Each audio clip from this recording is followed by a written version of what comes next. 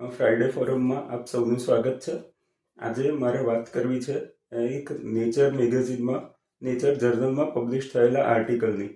Article કહે છે કે કેન્સર સામે પ્રોટેક્ટિવ રસી, કસ્ટમાઇઝ રસી બની રહી છે અને એની ક્લિનિકલ ટ્રાયલ એડવાન્સ ફેઝમાં છે, 3rd ફેઝમાં.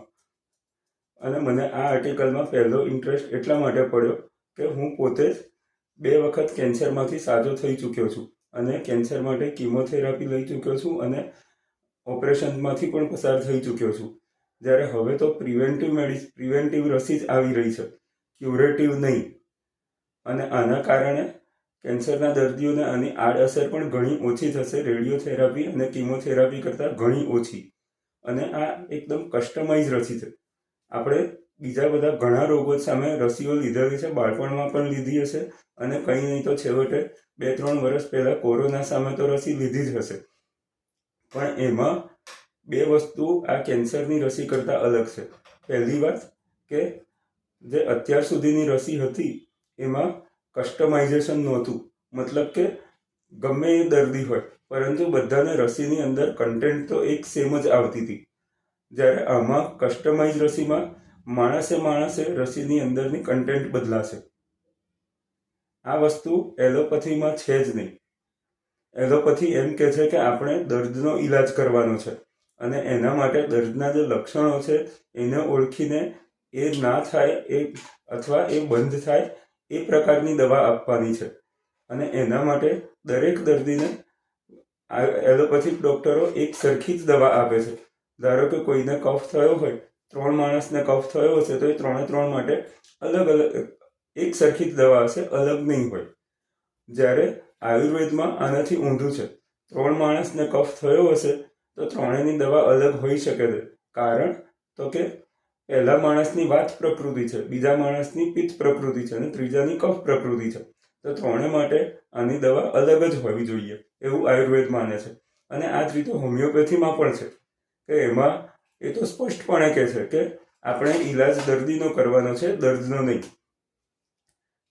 અને બીજી અલગ વસ્તુ આ રસીમાં એ છે કે અત્યાર સુધી આપણે જે પણ રસીઓ જોઈ છે, પછી ભલે એ સામાન્ય રોગની હોય, બાળપણમાં લીધેલી રસીઓ જેમ કે BCG હોય કે પછી આ કોરોનાની રસી, પણ એ બધી રસીઓ આપણને કોની સામે તૈયાર કરતી હતી તો કે શરીરની બહારથી આવેલા વાયરસ કે બેક્ટેરિયા. જ્યારે કેન્સર તો બહારથી થતો રોગ જ નથી. કેન્સરમાં વાસ્તવમાં થાય છે શું કે આપણા જે શરીરના જ કોષ છે તે મ્યુટેટ યાની કે વિકૃત થઈ જાય છે. આપણા કોષને એકમાંથી વધારે કોષ બનવાની પ્રક્રિયાની અમુક ઝડપ હોય છે. એ ઝડપ જ્યારે જરૂર કરતાં વધારે થઈ જાય છે ત્યારે એ કોષ એકદમ ઝડપથી વધે છે અને એની સંખ્યા એટલી વધી જાય છે કે એ કોષો જે છે એ એક ગાંઠનું સ્વરૂપ લઈ લે છે અને એને જ આપણે ટ્યુમર યાની કેન્સરની ગાંઠ કહીએ છીએ. એટલે હકીકતમાં આ કેન્સરમાં આપણે બહારના દુશ્મન સામે નહીં, અંદરના જ દુશ્મન સામે લડવાનું હોય છે. એટલે આ જે નવી રસી આવી રહી છે, mRNA બેઝડ રસી છે, ફાઇઝર કંપનીએ જ બનાવી છે, જે કોરોના સામે પણ અસરકારક રસી mRNA ટેકનોલોજીથી જ બનાવી ચૂકી છે. એમને આમાં રસ પડ્યો છે કે આપણે કેમ mRNA ટેકનોલોજીનો જ ઉપયોગ આમાં પણ કેમ ના કરી શકીએ.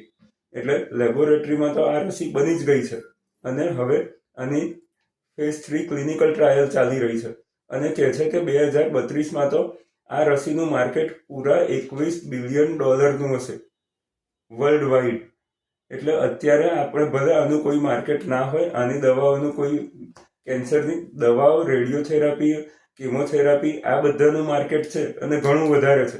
ઇવન ગુજરાતમાં જે છે ગળાના મોઢાના કેન્સર સામેનું જે છે એ પણ ઘણું વધારે માર્કેટ છે. પરંતુ હવે તો એવા દર્દીઓ ક્યુરેટિવ થેરાપી નહીં લે, પરંતુ આ પ્રિવેન્ટિવ મેડિસિન, પ્રિવેન્ટિવ વેક્સિન લઈ લેશે કે જેનાથી એમને ભવિષ્યમાં કેન્સર થાય જ નહીં. અને આના માટે ફાઇઝર કંપની આર્ટિફિશિયલ ઇન્ટેલિજન્સની મદદ પણ લેવાનું વિચારી રહી છે કે જેથી એ લોકો આઈડેન્ટિફાઈ કરી શકે કે કયા માણસોને કેન્સર થવાની સંભાવના વધારે છે, કે જેથી એવા દર્દીઓ જ આની રસી લઈ લે અને બાકીનાઓને આની આપવાની જરૂર ના રહે. Thank you.